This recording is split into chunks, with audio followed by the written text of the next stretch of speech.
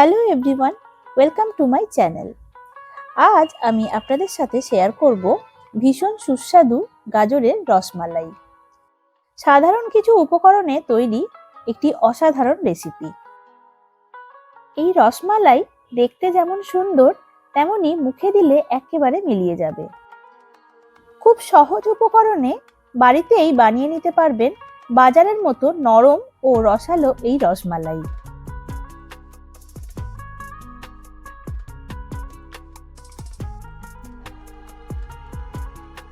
আসুন তাহলে শুরু করা যাক আজকের রেসিপি।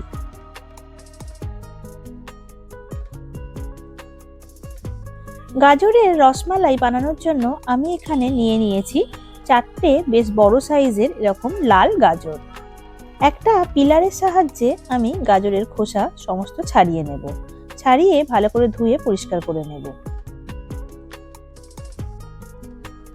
এখানে আমার সমস্ত গাজর ছাড়ানো হয়ে গেছে। এবার গাজর আমি ছোট ছোট টুকরো করে কেটে নেব।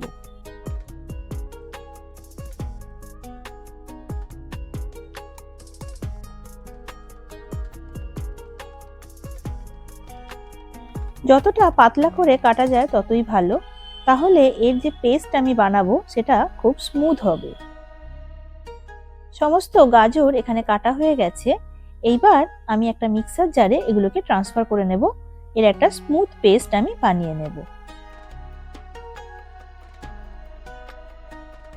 পেস্ট বানানোর সময় এর মধ্যে আমি দিয়ে দেব 4টে ছোট এলাচ।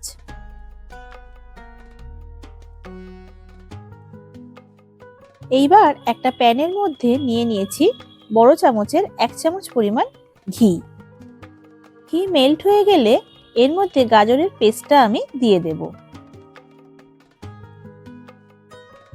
2 থেকে 3 মিনিট ভালো করে ঘিয়ের মধ্যে এই পেস্টটা নাড়াচাড়া করে মিশিয়ে নেব বা ভেজে নেব।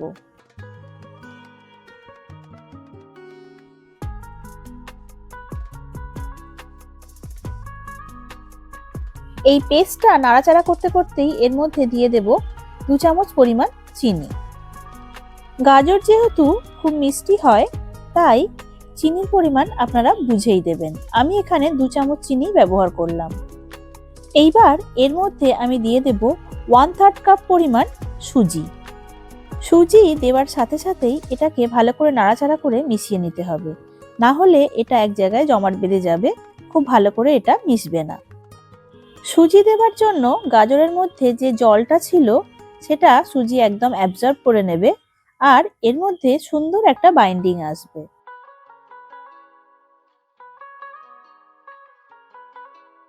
পাঁচ মিনিট মতো নাড়াচাড়া করার পর সুজি ফুলে এর সমস্ত জল অ্যাবজর্ব করে নিয়েছে, আর মিশ্রণটি প্যানের গা থেকে ছেড়ে আসছে।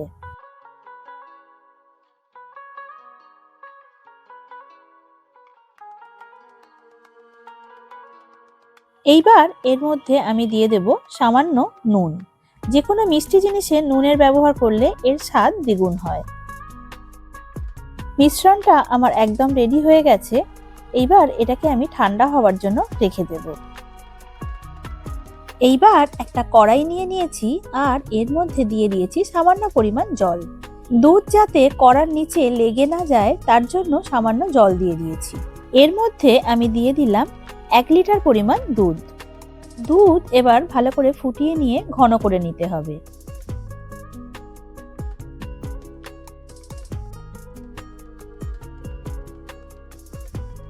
অন্যদিকে গাজরের পেস্টটা একদম ঠান্ডা হয়ে গেছে। হাতের মধ্যে সামান্য ঘি লাগিয়ে নেব, যাতে মিশ্রণটি হাতের মধ্যে চিপকে না যায়। এর থেকে ছোট ছোট বলের আকারে গোলাকার লাড্ডুর মতো পাকিয়ে নেব।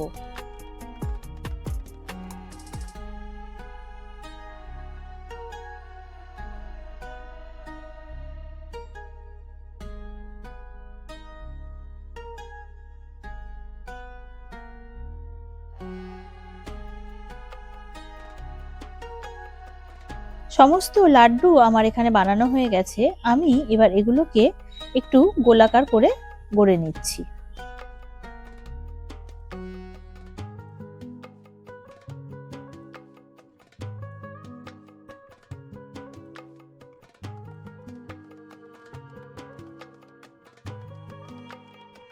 অন্যদিকে দুধ ফুটে অনেকটাই ঘন হয়ে গেছে।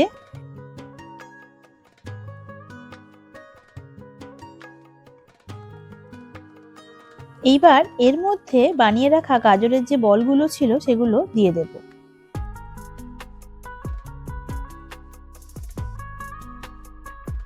খুবই সাবধানে এবং হালকা হাতে এগুলোকে একটু নাড়াচাড়া করে ফুটিয়ে নিতে হবে।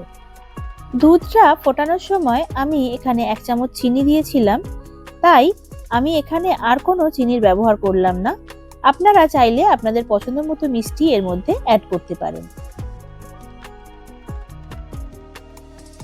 লাড্ডুগুলো দুধের মধ্যে দিয়ে একবার ফুটে উঠলেই গাজরের রসমালাই একদম তৈরি। এইবার আমি এটার একটা প্লেটিং করে নেব। গরম অবস্থায় এই রসমালাই খুবই সফট থাকে, তাই এটা খুব সাবধানে নামিয়ে নিতে হবে।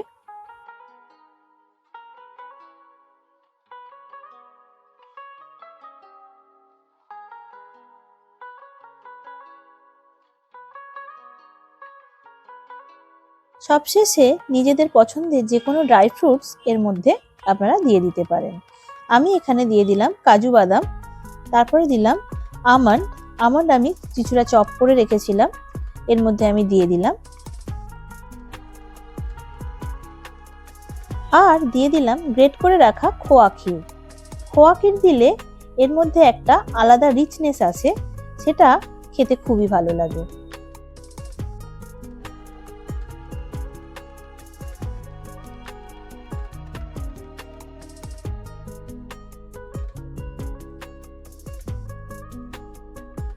ভিডিওটি ভালো লাগলে অবশ্যই লাইক করবেন, আপনার মতামত কমেন্টে জানাবেন, আর এমন আরও নতুন রেসিপির জন্য চ্যানেলটি সাবস্ক্রাইব করতে ভুলবেন না। ভালো থাকবেন, দেখা হবে অন্য একটি নতুন ভিডিওতে। ধন্যবাদ।